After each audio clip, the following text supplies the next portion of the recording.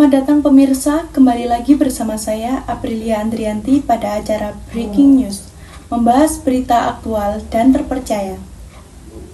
Berita terkini, BPS ubah jadwal rilis data neraca dagang, ini dapat memicu ketidakpastian di pasar. BPS mengumumkan jadwal rilis angka tetap perkembangan ekspor-impor di setiap bulan dari yang sebelumnya pada pertengahan bulan.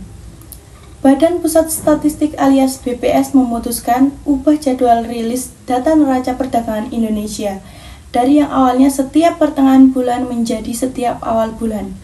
Artinya, data kinerja ekspor-impor bulanan akan keluar lebih lama dari yang awalnya 2 pekan setelah bulan berakhir menjadi 4 pekan serelevan bulan berakhir.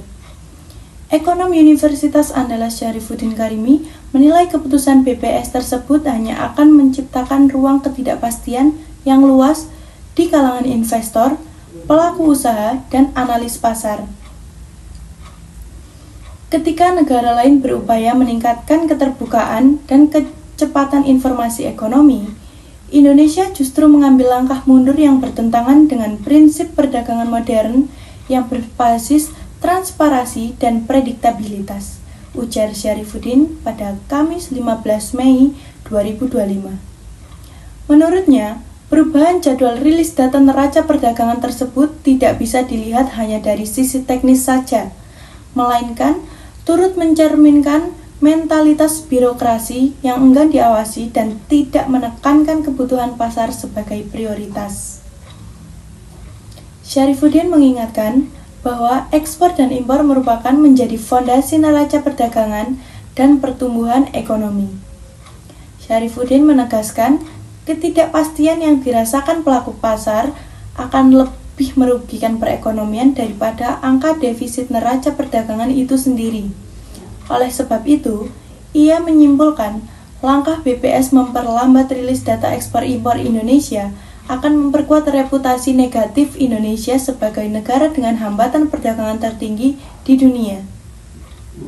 Sementara itu, Biro Humas dan Hukum BPS pada Kamis 15 Mei menyampaikan bahwa terjadi perubahan jadwal rilis perkembangan ekspor dan impor. Dalam rangka meningkatkan kualitas data, BPS akan merilis angka tetap perkembangan ekspor-impor di setiap awal bulan, ujar Biro Humas dan Hukum BPS dalam keterangan resminya. Humas menyampaikan bahwa perubahan ini sebagai bentuk komitmen BPS untuk menghadirkan data yang berkualitas dengan tidak lagi merilis angka sementara perkembangan ekspor-impor yang biasanya dikeluarkan setiap tengah bulan. Dengan demikian, pengguna data langsung memperoleh angka tetap kinerja ekspor dan impor untuk dimanfaatkan lebih lanjut. Demikian berita dari saya Aprilia Andrianti, pamit undur diri dan sampai jumpa.